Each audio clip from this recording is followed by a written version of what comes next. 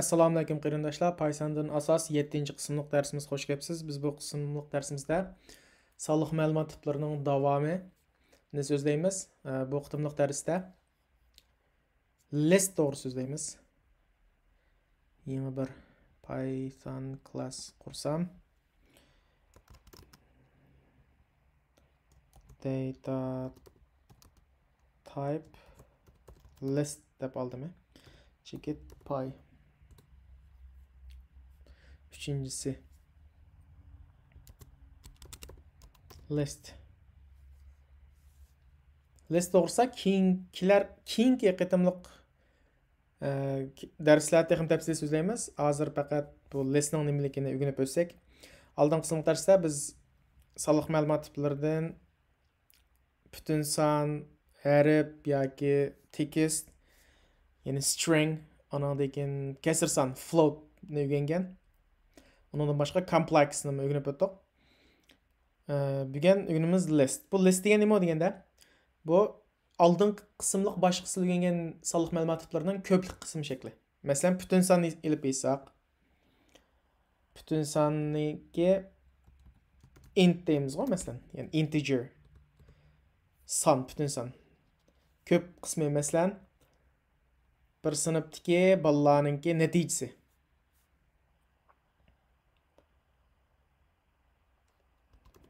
Student marks natijasini ism qo'yamiz-ku, sonliq ma'lumotning ismi bu. Tang. Bu listga list degan tizimlik degan gap. Uyg'urcha ma'nosi. Tizimlik deb tushunsangiz bo'ldi, lekin program tilida men bevosita list deb oldim. Buningga square bracket deymiz inglizcha yoki cho'ng tirnoq. Bu cho'ng tirnoq. İngilizce square bracket, kvadrat tirnoq deydi ekan. Lekin square bracket. Mushuni ochamiz, anandikin ichiga masalan sinfdagi bolalar qancha oldi? Bir 5 bola bo'lgan bo'lsa, kichik bir sinf bo'lsa, 85, 60, 89, 159. Mana bu list. Bunun içindikisini element deymiz. Bunun içindikini, endi buni qanday besib chiqaramiz deganda nayt oddiylam. Print ismi nima? Listning ismi student marks. Basaqlam buni besib chiqadi. Ya'ni besib chiqargani mana 87, 60, 89, 159. O'xshash bir sonliq ma'lumot tipidan ko'p bo'lib qolsa, bir qancha bo'lib qolsa, biz listdan foydalanib uni qimmat beramiz va listni ishlatamiz. My fruits. Bu Javaga o'xshash camel case qilib yozmaymiz. Odatda har bir ostiga underscore bir siziq bilan ikki so'zni ayirib yozamiz Pythonda. Bo'shliq tang mevji va masalan mevji xat o'g'achqa biz naql belgisi olamiz. Banana. Ondan keyin almond-chu, apple. Yani nimba mevjidan.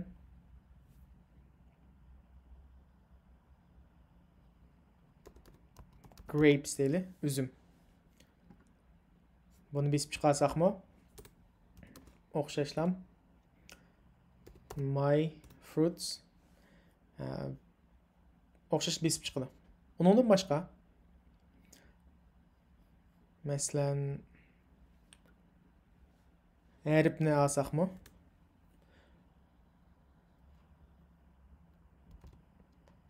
So'zuq tovush vowels deydi. English vowels. So'zuq tovush qanday olamiz? İngilizchedagi so'zuq tovushlar I, O, I, U. Buni list şekilde qurib, buni ichiga saqlaymiz. Besib chiqarsak,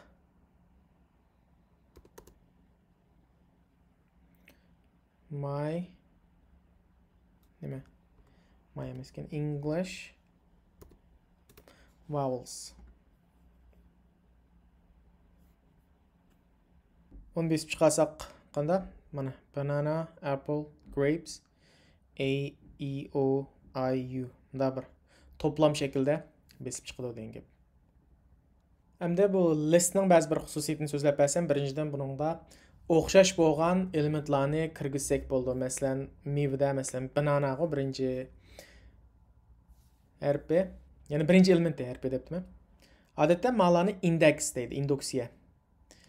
Odatda har qanday program tili 0 dan boshlaydi. Masalan, ma'ni biz odatda birinchi, ikkinchi, uchinchi deymiz elementni, lekin ma indeksni 0, 1, 2 deb boshlaydi program tilida.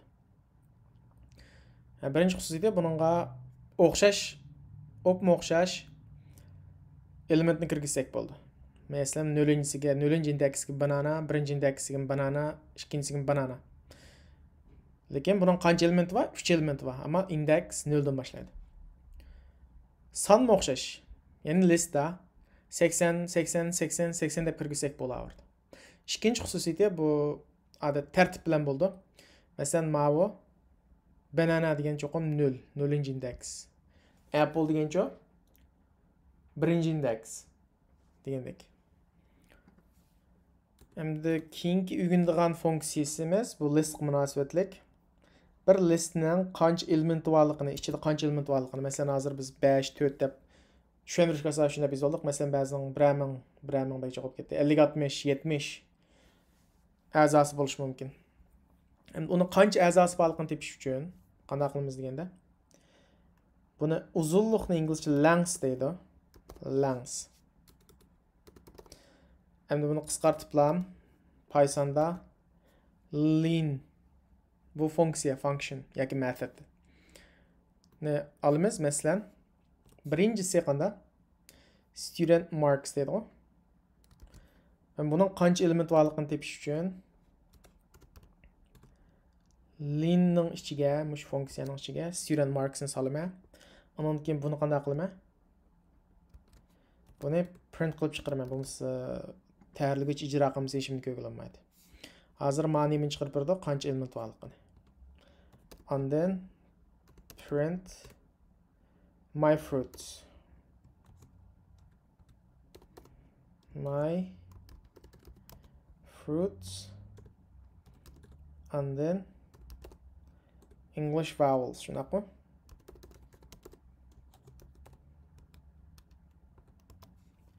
Vowels. Qancha element var qaysi listningga mush tizimliklarning hamda qancha element borligini tepib chiqarib berdi. Uningdan boshqa yana bir o'rganish tegishli yana bir funksiyamiz nima deganda, oldingi qismda darsda o'rganib bo'lgan. O'rganish kerak debdimi? Type deb bir funksiya degandik-ku. Buning sonliq ma'lumot tipining qaysini tayyorlagan topilgan. Emniyetde hazır hammasi list olg'achqa bu class qanda list deb chiqarib berish kerak. Buni print qilamiz. Type student marks another again type my fruits and then bunun type nima? Yani men sizlarga qaysi sonliq ma'lumot tipi deb ko'rsatib qo'yib deb yozadim men type ni. English vowels. Buni besib chiqarsak 14-chi quruq qarasanglar student marks ne chiqadi? 5, chunki buning 5 elementi bor. 1, 2, 3, 4, 5. Lekin index 0 dan boshlanjimi? 0, 1, 2, 3, 4 deb o'qiymiz. Ondan buning sonliq ma'lumot tipi nima? List. Mana hammasi list. My fruits'ning 3 elementi o'g'achqa 3 deb chiqadi. English vowels'ning 5 elementi o'g'achqa 5 deb chiqadi. Mana bu len funksiyasininki. Hamda listni faqat shunda ham qo'g'il olamdi deganda listni yana manda ham qo'g'il oldi. Masalan, my student marks va mani hashtaglik deb student marks yana qanday qura olamiz? List yozib buning ichiga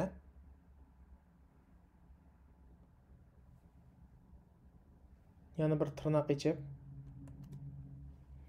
ondan yazımız mesela 87 60 89 100 59 maaşkisi 3. quru bilan 4. quru o'pmoq o'xshash.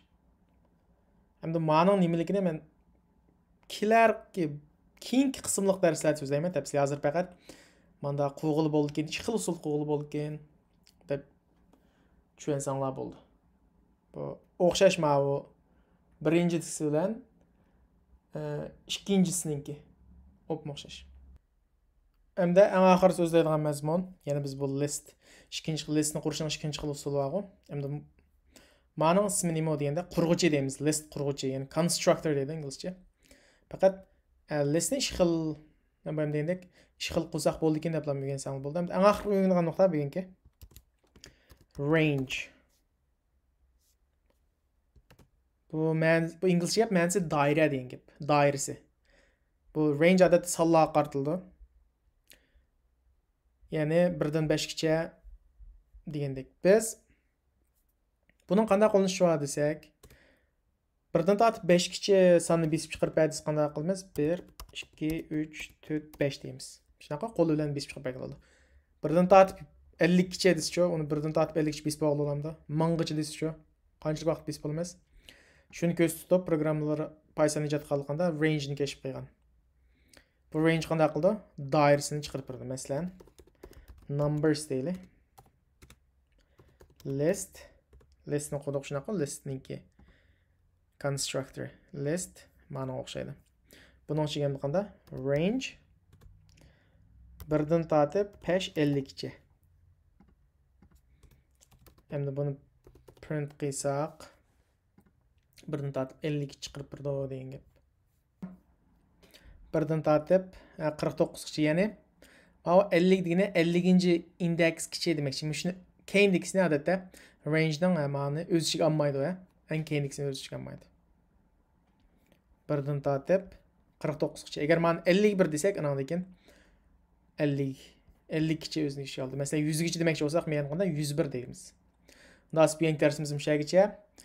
Bu qismliq videoda list munosabatlik barliq mazmunlar so'zlandi.